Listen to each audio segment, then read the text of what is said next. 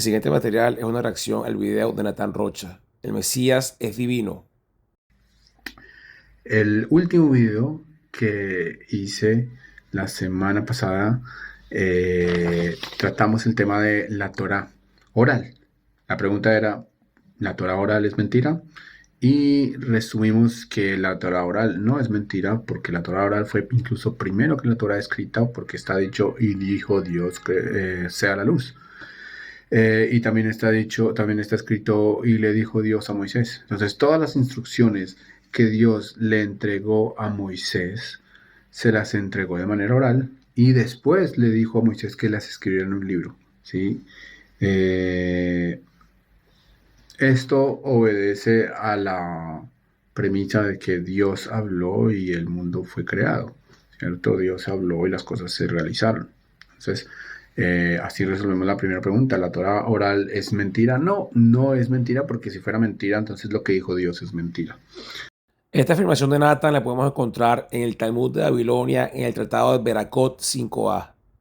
En el texto está escrito: el rabino Leví Barhama dijo que el rabino Shimon ben Lakish dijo: Dios le dijo a Moisés, sube a mí al monte y quédate allí, y te daré las tablas de piedra, la Torá y la Mishpah que he escrito para que la enseñes. Esto significa que Dios reveló a Moisés no solo la Torá escrita, sino toda la Torá, tal como sería transmitida a través de las generaciones. Las tablas son los 10 mandamientos que fueron escritos en las tablas del pacto. La Torá son los 5 libros de Moisés. La Mitzvah es la Mishnah, que incluye explicaciones sobre los mandamientos y cómo deben cumplirse. Que ha escrito se refiere a los profetas y los escritos, redactados con inspiración divina. Para que las enseñe se refiere al Talmud, que explica la Mishnah. Estas explicaciones son la base de las decisiones de la halajá práctica. Este versículo enseña que todos los aspectos de la Torá fueron entregados a Moisés en el Sinaí. Sin embargo, ninguna de estas afirmaciones se puede probar históricamente, como veremos a continuación. El doctor John Durham, en su importante comentario a Éxodo, escribe lo siguiente: lo que está escrito en ellas exactamente no se dice en ninguna parte del Antiguo Testamento, ni siquiera aquí, donde Yahvé reconoce haber hecho la escritura. La tradición ha asumido que las tablas de piedra originales contenían los 10 mandamientos, principalmente por Éxodo 34:1, donde Yahvé propone escribir en el segundo par de tablas las palabras que estaban en las primeras tablas, y por 34:27 al 28, donde Yahvé dicta a Moisés, quien escribe en las tablas las palabras del pacto, las 10 palabras. Sin embargo, las referencias en el Antiguo Testamento no son coherentes, como lo demuestran estos mismos pasajes en Éxodo 24 y 34, y la frase en el versículo 12, las tablas de piedra y la instrucción y el mandamiento que he escrito para dirigir al pueblo, no resuelve la dificultad.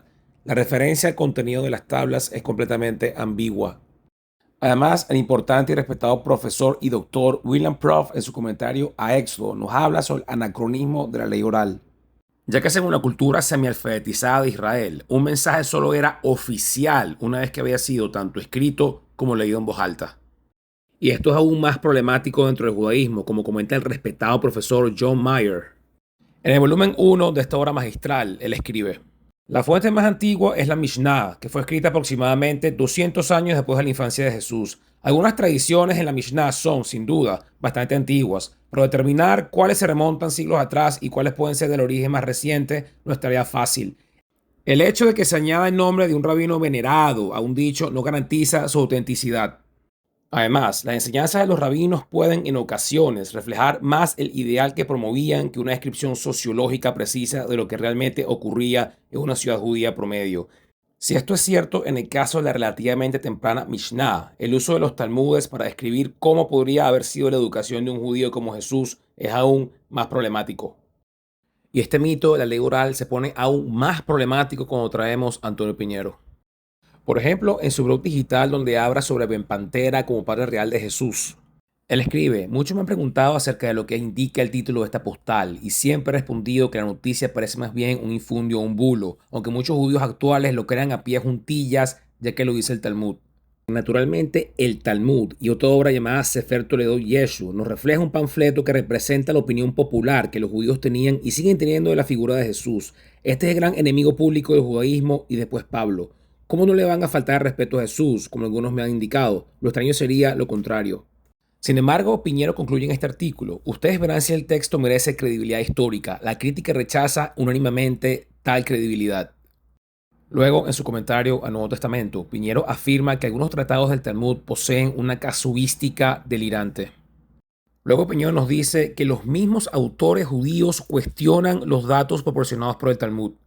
En su obra Año 1, Israel y su mundo cuando nació Jesús, él nos escribe que algunos datos históricos del Talmud son completamente una fantasía, no una verdad en la práctica, y que los textos rabínicos mismos a veces presentan informaciones contradictorias. Y en la obra de Oxford University Press del Dr. David Way sobre la formación del Talmud de Babilonia, él escribe: las contradicciones e inconsistencias son frecuentes en todo el Talmud, dispersas a lo largo de todos los tratados. Hay tantas que es imposible citarlas todas. Cuando se encuentran contradicciones en el mismo folio, a primera vista parece que las dos fuentes que componen la Suyá se complementan entre sí, pero tras un examen más profundo resultan ser fuentes contradictorias que entran en conflicto una con otra. La principal evidencia de que el Talmud nunca pasó por un proceso de edición, ya sea por Rav Ashi o por cualquier otra persona que abarcara todo el Talmud y reconciliara todas las contradicciones e inconsistencias de sus diversas partes, son precisamente las contradicciones y la argumentación forzada que pueden encontrarse en todo el Talmud.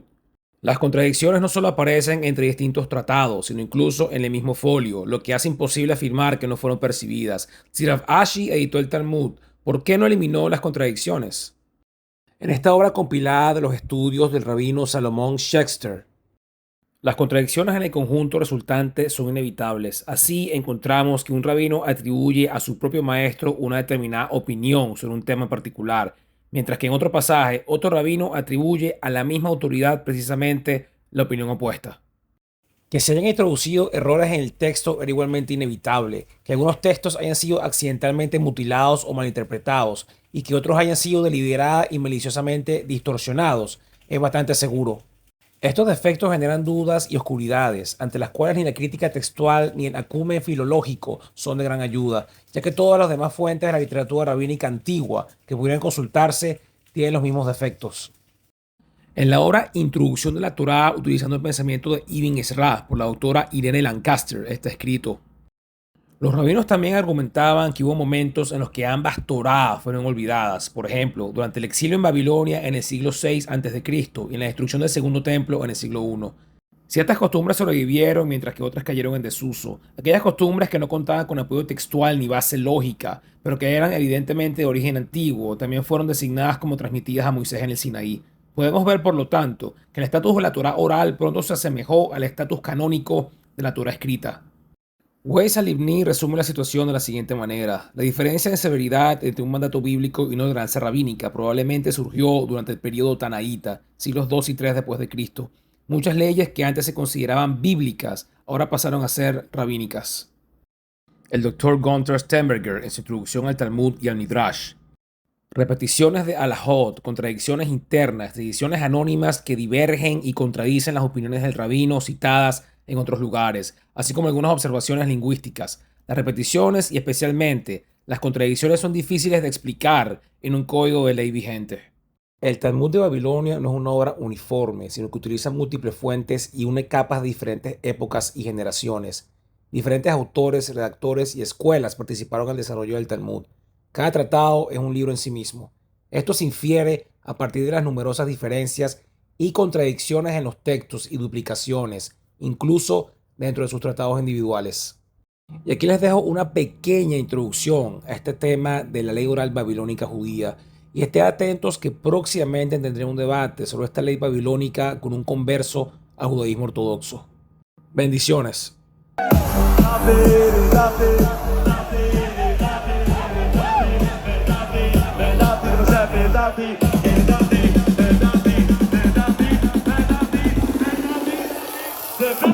The